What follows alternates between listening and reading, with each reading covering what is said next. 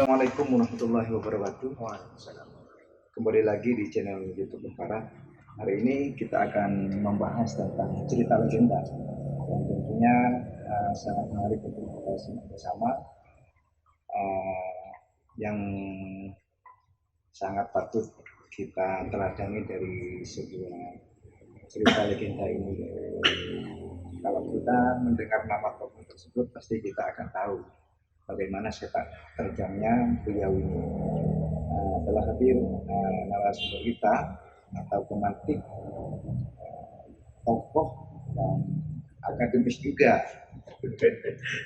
Beliau sangat expert sekali di bidang sejarawan ini, meskipun beliau bukan ahli sejarah, tapi beliau sangat menguasai tentang cerita legenda ini. Pada saudara ini kita akan mendengarkan tentang cerita legenda dari tokoh Joko Tole. Nanti bagaimana sepak terjangnya nanti akan dibahas tuntas oleh sahabat kita, yaitu Mas Romdi. Gimana Mas ini tentang peran atau tokoh dari Joko Tole ini? Joko Tole itu mungkin orang banyak tahu Joko Tole itu nama sebuah kapal dulu ketika masih Suramadu belum ada. Iya. Jadi biasanya kapal kalau ke Madura itu ada Potri Kuning, Potri Kuning. karena itu dari sebuah nama seorang raja di Madura, yaitu Raja Sumenep. Joko Tole ini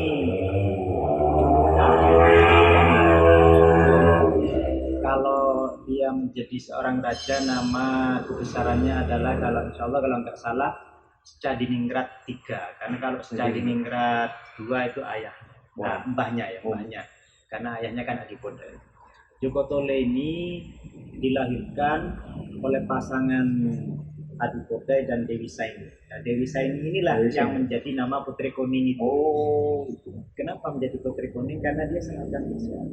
Sebelum lebih dalam lagi Mas, banyak istilah Joko ini kan seolah-olah dari Jawa gitu. Joko, bahasa Joko itu dari Jawa, tapi tokohnya dari Madura. Itu bagaimana ya? Iya, betul. Karena julukan Joko Tole itu nama dari kecilnya dia diberi nama Raden Kuda Panule. Kuda Panule. Iya. Karena sejak kecil legenda di Madura bahwa putri karena pernikahan Adipodha dengan Dewi Saini alias Putri Kuning ini hanya melalui mimpi tanpa melalui pernikahan resmi, maka tiba-tiba Dewi Saini ini hamil. Hamil yang pertama dia melahirkan anak namanya Joko Tole.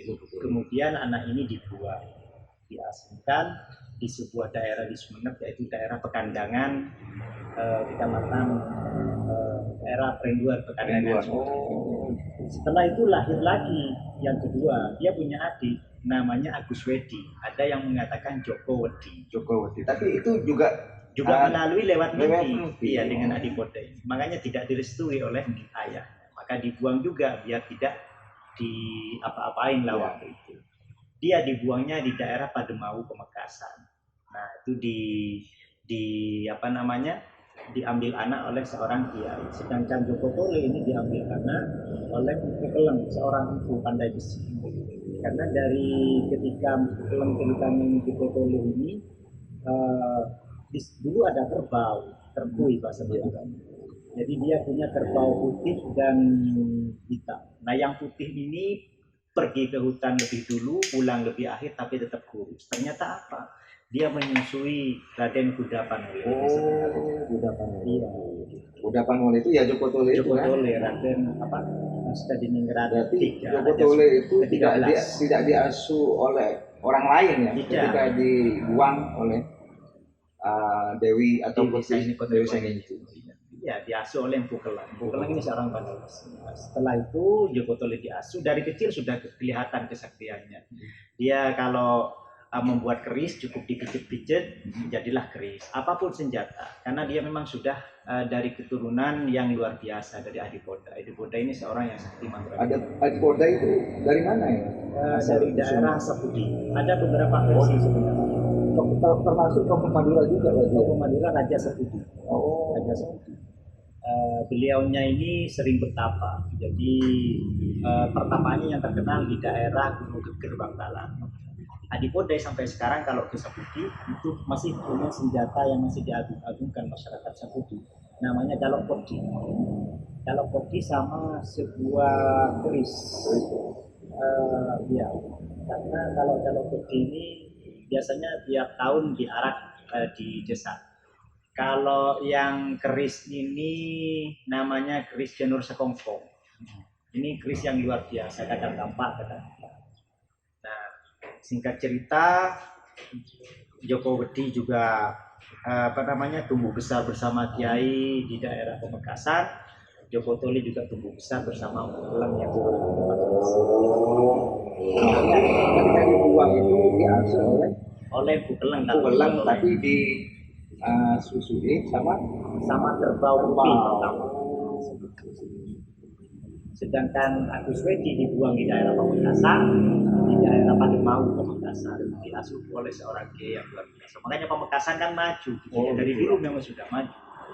Nah, akhirnya cerita berikutnya, kedua saudara ini bertemu ketika menuju didatangi wangsit atau didatangi ayahnya, didatangi dalam mimpi bahwa kamu punya hati yang namanya Agus Wedi yang berada di daerah Pademau. Kamu temui, ini buktinya seperti ini.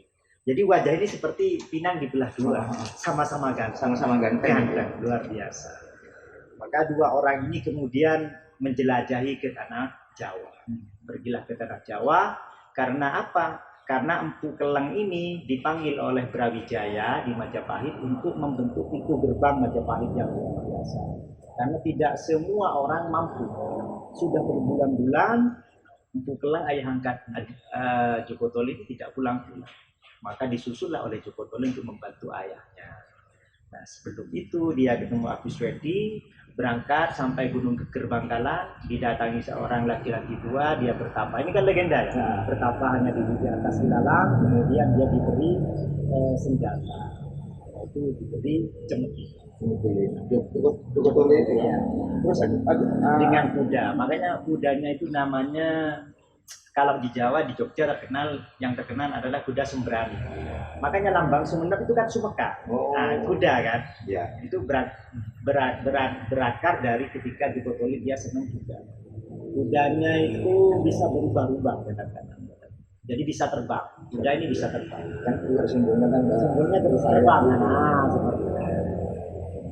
Jadi kudanya itu ada namanya, saya lupa namanya apa ya. Kalau cemeti kan cemeti antara ini kabur. Apakah namanya cemeti Megaremeng atau yang kuda Megaremeng? Nah, namanya Megaremeng. Insya Allah kudanya karena bisa berubah-ubah. Sesampainya di daerah pesisir, mungkin sekarang di sekitaran Gresik dan dulu di Kamal. Nah, di situ dicegat, setelah nyebrang itu dicegat oleh kerajaan Gresik.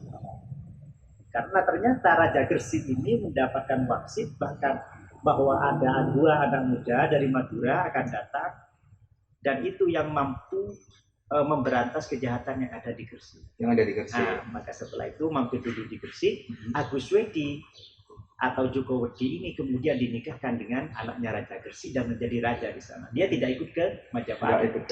Tapi sebelum ke sana, Mas, kan tadi kan di pertengahan Joko Tole itu kan ketemu sama seorang laki-laki disuruh untuk bertapa. Yang saya tanyakan itu Joko Wedi itu tidak ikut bertapa. Joko Wedi dan Joko Tole kan perjalanan sampai Bangkalan Gunung Geger itu sebenarnya laki-laki dua itu adalah Adipoda dan Adirasa pamannya.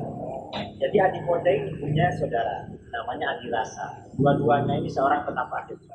Maka ada Adirasa ini menemui Joko Tole memberi senjata sakti yaitu berupa cemeti. Kalau Adirasa dia memberi kudanya itu. Karena cemeti ini itu ceritanya legenda itu diambil dari Mega kemudian dijadikan cemeti karena dia punya ilmu cipta rasa. Makanya gitu. disebut adirasa. Jadi nggak bertapa tapi dikasih petapa itu. Dikasih orang yang bertapa, dikasih orang yang bertapa, adirasa dan adiboda. Cuman menjelma orang lain. Adirasa ngasih cabuk, sedangkan adiboda ngasih kuda. Terus maka sesampainya di Majapahit memang pintu gerbang ini belum selesai dan tidak ada seorang pun yang mampu menyelesaikan ini. Bahkan kalau tidak diselesaikan kata Raja Majapahit waktu itu mungkin Brawijaya 5 atau Brawijaya berapa, karena ini sudah Islam. Sesampainya di sana maka Joko Tole menanggung bahwa saya akan menyelesaikan dengan cara ketika saya lupa di Gunung Geger itu dia diberi melati sama ayahnya. Nanti kamu sampai Majapahit, kamu dibakar tubuhmu, maka setelah dibakar maka melati diletakkan di pusarmu. Nanti kamu akan hidup lagi. Karena setelah sampai Majapahit dibakar beneran untuk membuat lem lah katakanlah sekarang ya. Untuk merapatkan pintu gerbang Majapahit ini yang nggak bisa-bisa ini. Setelah itu dibakar, Joko Tole ini hangus, kemudian diberi melati, maka dari pusar Joko Tole ini keluar lem, keluarlah cairan. Nah itu yang untuk merekatkan itu.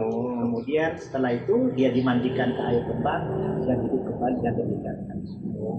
Dan disitulah ceritanya kemudian Joko Tole mengabdi sebagai panglima perang kerajaan Majapahit. Itu sudah ganti ya, istilahnya kan ada pertama kan Raden Wijaya itu. Raden Wijaya apa sudah dahulu? Ini sudah Brawijaya. Setelah Raden Wijaya, Brawijaya 1, Brawijaya 2, Brawijaya 3 sampai Brawijaya 5 kan yang terkenal terakhir itu. Baru itu terjadi pemberontakan antara kerajaan Belambangan yaitu daerah Banyuwangi karena ini sudah berubah Brawijaya kan, seperti itu. Bukan keturunan, bukan Raden Wijaya lagi. Nah, maka setelah dia menjadi panglima perang Majapahit, mengalahkan pemberontakan di Belambangan, dia diberi hadiah dengan menjadikan pintu gerbang kerajaan Majapahit. Bahkan ada sebuah penelitian, pintu gerbang kerajaan Majapahit itu gambarnya kuda. Itu yang digambar oleh Joko Tole. Istilahnya simbol lah ya. Simbol. Jadi dia akhirnya diminta pulang. Dia tidak meneruskan karirnya, katakanlah kalau sekarang di ibu kota ya. Dia karirnya sebagai menteri ya. Pangap atau Kapolri atau apa sekarang lah. Kalau disuruhan pemerintahan enggak tahu. Kemudian dia diberi hadiah seorang perempuan yang katanya sangat cantik jelita. Ternyata ada dua versi, ada yang bilang cantik jelita, tetapi ada versi lain bahwa patihnya tidak terima diberi putri Majapahit yang cantik, diganti oleh patih ini dengan wanita atau anaknya raja atau anaknya patih yang tidak punya tangan dan tidak punya kaki. Maksudnya ininya tidak berfungsi. Jadi tidak bisa jalan dia, matanya buta. Nah ini legenda ya. Setelah itu diterima saja sama Joko Tole, dia dibawa ke Sumenep. Maka dalam perjalanan pulang itu kemudian Dewi Retnadi ini katakanlah namanya Dewi Retnadi.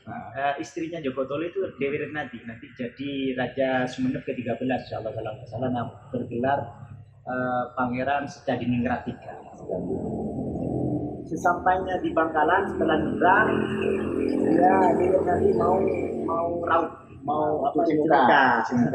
cuci muka, matanya yang buta, kemudian dengan tongkatnya tadi Joko Tole minta sama Tuhan, sama Allah, kemudian keluarlah air ketika tongkat ini dihentakkan ke bumi. Ketika Dewi Retnadi ini cuci muka, kemudian matanya yang buta itu kemudian terbuka. Makanya di situ terkenal sekarang Socah Bangkalan. Itu berasal dari itu legenda. Dari ketika terbukanya matanya Dewi Retnadi. Ketika Dewi Retnadi cuci muka dari tongkat yang dihentakkan ke bumi itu keluar air, cuci muka, kemudian bisa melihat. Kemudian daerah itu Dan dinamakan tangannya, semua tangan dan kaki yang semuanya tidak berfungsi semua, dan wajahnya semakin cantik. semakin cantik. Luar biasa. Subhanallah ini ya. Ini kan Berarti Joko Tole itu sudah masuk Islam. Islam, sudah Islam. Sudah Islam. Terus, nah ini kan juga menarik ketika dibahas tentang model perkawinannya itu, Pak. Ya, artinya kalau legenda mungkin perkawinan di luar sepengetahuan kerajaan. Bisa saja. Bisa. Kalau mau menilai secara gaib atau secara mistis, Secara agama normatif kan nggak masuk akal. nggak kan? masuk Nggak masuk akal. logis kalau. Nggak logis. Tapi kan juga ya bisa jadi kalau kita mengingat pada ceritanya Maryam gitu ya. Kuasa Allah, kuasa Allah lah kalau kita. Tapi terlalu jauh takutnya nanti salah ya. Betul. Kita lanjut ya. Lanjut. Setelah itu anggota tubuh sudah selesai semua, maka dia kemudian mau mandi, sampailah di daerah Sampang itu kemudian dia mandi. Ternyata pakaian dalamnya Dewi Retnadi ini atau mungkin dia lagi menstruasi atau apa, dia kehanyut di air ini. Maka Joko Tole bilang, wahai air, kamu nanti tidak akan bisa kemana-mana, ya sudah di sini saja. Maka disebut dengan Omben Sampang. Omben Iya. Dan ketika kita menghanyutkan ombennya, sebagian pakaian Retnadi itu. Omben itu kan kalau zaman dulu penutup kemben lah. Mohon maaf, ini vaginanya perempuan yang sedang halangan. Itu omben itu hanyut, kemudian sampai sekarang coba lihat itu kan sumber tetap tidak mati walaupun kering, musim hujan, tapi dia air tetap di situ saja. Itu namanya omben. Setelah itu sampai Pamekasan, perjalanan ke Sumeneb ini dia merasa kedinginan.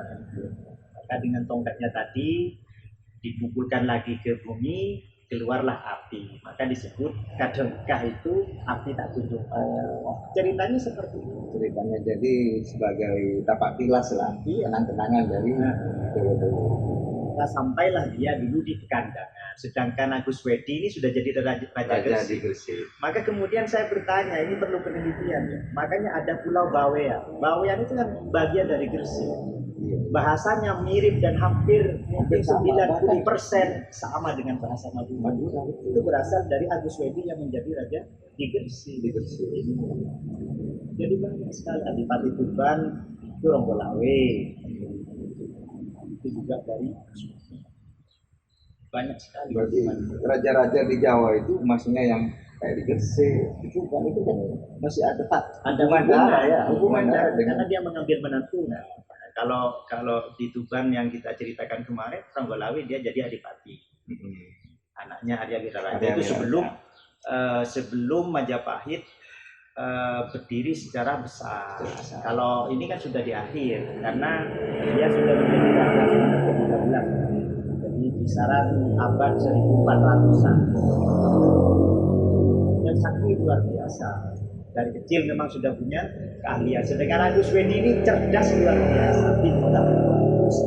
Selain tadi kan banyak peninggalan mulai dari Joko Tole itu pergi keluar dari Majapahit sampai ke Sumeneb itu kan meninggalkan tapak tilas.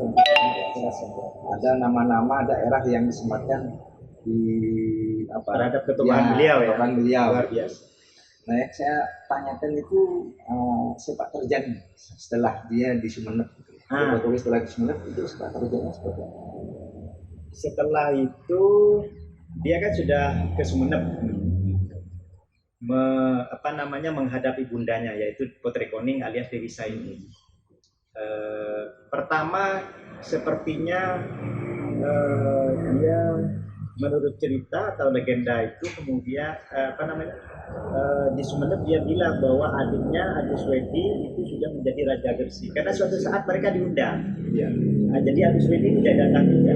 Kemudian karena ibu ini sudah tahu bahwa ini sudah namanya Joko Tole yang bayi dia yang dulu asingkan takut dia apa-apain seperti itu. Kemudian karena Sumenep sudah sepuh, mbahnya Cadiningrat, kemudian mau diturunkan ke Adipodai, itu kerajaan Sumenep, Adipodai menolak karena dia meneruskan Desa Putih. Kemudian diangkatlah Joko Tole itu menjadi Raja Majapahit Raja Sumenep yang ketiga. Yang ketiga Bergelar Cadiningrat III. Itu menggantikan siapa tadi? Kan mbahnya Cadiningrat I. Cadiningrat I. Berarti jaraknya jauh Mas ya? Jauh. Cadiningrat 1 sampai ke 13. Enggak, Cadiningrat 1 diwai Adipodai, Cadiningrat 3 judukannya Joko Tole. Oh. Ini pada abad ke-13. Oh, pada abad ke-13. Tapi pergantiannya ya Cadiningrat 3 ya. 3. Joko Tole. Dan sangat terkenal. Yang sangat terkenal Nah, kita cerita terkenalnya gimana Mas? Arya Wiraraja sama Joko Tole kan.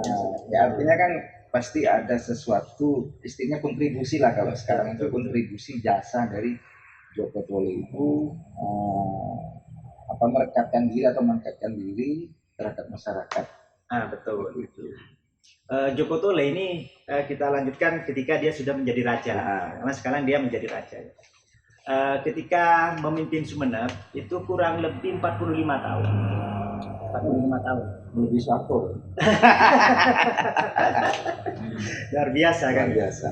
Dan luar biasa dicintai oleh masyarakat Sumenep, oleh rakyat. Nah itu Mas yang harus digali lah, dieksplorasi kepemimpinan Joko Tole itu, sehingga kan mungkin bisa diambil hikmah oleh pemimpin-pemimpin hari ini gitu. Bagaimana ketika seorang itu memimpin, apa yang harus dilakukan. Joko Tole dalam kepemimpinannya itu sangat adil dan bijaksana. Semakin menua kan ya. Tapi ketika dia masih muda, luar biasa. Karena di Jawa, di Nusantara ini selalu diganggu oleh saling berperang ya antara kerajaan satu dan lain. Ketika dia menjadi Raja Sumenep itu, ada seorang musuh yang luar biasa sakti. Ada yang bilang itu dari daerah Bali, ada yang bilang lagi sebenarnya dia orang Cina yang bernama Dempu Awang. Katanya orang Madura Dempu Abeng. Bukan dari Banyuwangi. Ada yang bilang dari Banyuwangi, tapi ada dari daratan Cina. Nah, di mana raja ini cukup sakti, punya perahu yang bisa terbang. Ternyata di Jawa rata-rata katakannya banyak putri raja yang sudah dinodai. Betul. Tinggal mendengar cerita bahwa di Sumenep itu ada seorang putri kuning yang luar biasa cantik. Maka terbanglah si Dempu Awang ini ya ke Sumenep. Tetapi sebelum nyampe Sumenep, Joko Tole ini sudah diberitahu oleh ayahnya Adipodai dan Adirasa bahwa kamu akan kedatangan musuh yang luar biasa sakti. Maka kamu gunakan cemeti dan kuda tadi. Kalau di sini di Jogja terkenal kuda sembrani ya. Itu berarti mega remeng ya. Kuda mega remeng yang bisa terbang. Kemudian ditunggulah di daerah kurang lebih katanya menurut cerita itu ditunggu di atas kisaran, berarti kan ini perang di atas. Iya. Perang di atas, tidak sampai turun ini perahu, dikejar. Keliling Dempu Awang ini saling perang, terus dari Sumenep ke barat. Ke barat sampailah di sebuah kecamatan Bulu-Bulu, di sebuah desa. Di situ ada pegunungan yang luar biasa. Break dulu kopi ya. Enggak apa-apa. Terima kasih Mas kopinya. Yes. Disponsori oleh kopi Tempangnya. Bismillah. Ya memang legendanya itu Joko Tole itu kan terakhir ya mungkin berperang dengan Dempu Awang. Yang paling terkenal. Yang paling terkenal, dan saya dulu ingatnya cerita-cerita itu berasal dari Banyuwangi, maksudnya Dempu Awang itu. Ada yang bilang dari Bali. Dia tahu kepastiannya. Cuman kalau melihat dari fenomena yang ada, beneran mungkin dari Cina ya. Karena dari nama. Nah ini kita lanjut sampai di desa Batu Ampar. Di Madura itu kan ada 2 desa Batu Ampar. Pertama di daerah Pamekasan yang Batu Ampar Barat, ada lagi Batu Ampar Timur daerah Kecamatan Bulu-Bulu, Sumenep. Nah itu di desa Batu Ampar itu katanya ayahnya ketika kamu sudah mendahului kapalnya Dempu Awang ini, kamu tarik kendali kudamu, maka dia akan menoleh. Ketika kamu itu menoleh, dia akan gunakan cemetimu untuk menghancurkan Dempu Awang. Beneran ditarik, menoleh, belum sempat Dempu Awang lari, belum sempat menggunakan cemetinya, tetapi kudanya ini berusaha dengan kakinya menendang. Tetapi yang kena kakinya kuda ini bukan kapalnya, tetapi gunung, bukit, pegunungan, dan itu pisah. Gunung ini hanya bergerak. Sampai sekarang masih ada gunungnya di desa Batu Gunung Ampar. apa itu? Ya pegunungan Batu Ampar. Kan di Madura nggak ada gunung ya, hanya pegunungan di semacam bukit. Itu ada terpisah. Itu sangat melegenda di daerah Batu Ampar. Kemudian dikejar lagi, kenalah dia di daerah Pamekasan, yaitu daerah Berentak. Itu kan sebenarnya berantakan. Berentak. Oh, iya. Berantakan kalau bahasa Indonesia. Hancur lebur sehingga jangkarnya ini sampai ke Bangkalan terlempar. Makanya disebut jangkar daerah Bangkalan. Daerah kan ada nama. Maka meninggallah Dempu Awang. Dan itu luar biasa. Sampai ada ini legendanya, karena saking ya mungkin dari peristiwa itu ya, karena kan investasinya Dempu Awang datang ke Semeru itu kan ataupun Madura untuk ya menodai wanita-wanita yang ada di Madura, khususnya putri wanita. Kemudian dicegat, dihalang-halangi oleh Joko Tuli, dihancurkan oleh Joko Tuli. Filosofinya kan begitu. Ya nggak tahu, ini kan cuma legenda. Dulu orang nggak kita tarik filosofinya ke sekarang lah. Ketika ada seorang penjahat kelamin, ini kan penjahat kelamin namanya kan, lagi marah. Jadi yang saya tahu dari cerita-cerita masyarakat yang ada di sana, gitu, maksudnya di Madura, itu salah satu mungkin hikmah ya dari peperangan antara Joko Tuli dengan Dempu Awang itu, yang menyelamatkan gadis-gadis Madura, artinya menilai sebuah perawanan itu, ya kegadisan itu menjadi nomor satu. Sedangkan yang selain itu karena sudah dinodai, nah itu sudah dianggap biasa. Dan itu akhirnya sampai sekarang perawan dan tidak di Madura kan menjadi hal yang tabu kalau dia nggak bisa diotak-atik. Bahkan istilahnya orang sana itu kalau mendapatkan seseorang yang tidak perawan, itu ibaratkan jambu sudah digigit codot. Kan artinya sudah nggak ada ininya lah, nggak ada, kalau bilang estetika nggak ada estetikanya gitu, nggak ada nilainya. Sebenarnya kalau dilihat dari filosofi pendidikan, ketika Joko Tole katakanlah memperjuangkan betul bagaimana ibunya ini harus dibela orang tua, itu kan ada filosofinya bahasa Madura. Bupak bebu guru rato. Gimana sih? Bupak bebu guru rato. Artinya jadi setelah agama itu yang paling penting, yang ketika orang Madura itu pasti tersinggung ketika dia menyinggung orang tuanya. Makanya bapak, ibu, bupak bebu. Baru setelah itu ketika dia menyinggung seorang kiai, gurunya, dia akan menghancurkan musuhnya. Itu orang Madura bilang, jangan hina kiai saya, jangan hina guru saya, apapun akan dikerjakan. Kan begitu filosofinya sampai sekarang. Maka bupak bebu guru kan, bupak bebu guru. Ratu ini terakhir, berarti kan presiden. Pemimpin. Baru terakhir pemimpin ini misalkan paling akhir. Itu filosofinya luar biasa. Artinya kepatuhan terhadap pemimpin itu memang sudah ada dijaga gitu. Berarti ya kalau dikaitkan dengan agama, ya betul ulil amri kan. Kemudian kita dipisahkan ulil amri yang bagaimana. Ya, kalau dalam agama ya orang tua itu kan memang apa ya, nggak bisa diganggu gugat lah. Betul.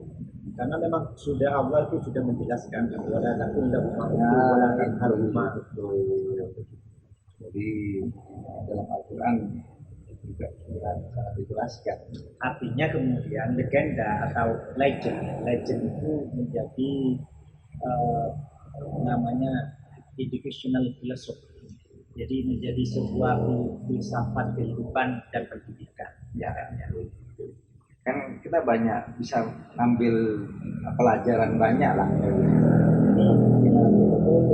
dari sejarah Botole, bagaimana dia mengabdikan diri kepada orang tua terhadap negara, kan sangat luar biasa. Bahkan akhirnya kalau kita dengarkan sekarang banyak umur Madura. Kalau kita pertama ke Jawa, di Madura tidak ada, yang kita bahas lain kali. Iya, lain kali nanti untuk masalah umur Madura itu kita next time lah. Oke. Kita kan sekarang ini bicara tentang legenda terkait Joko Tole.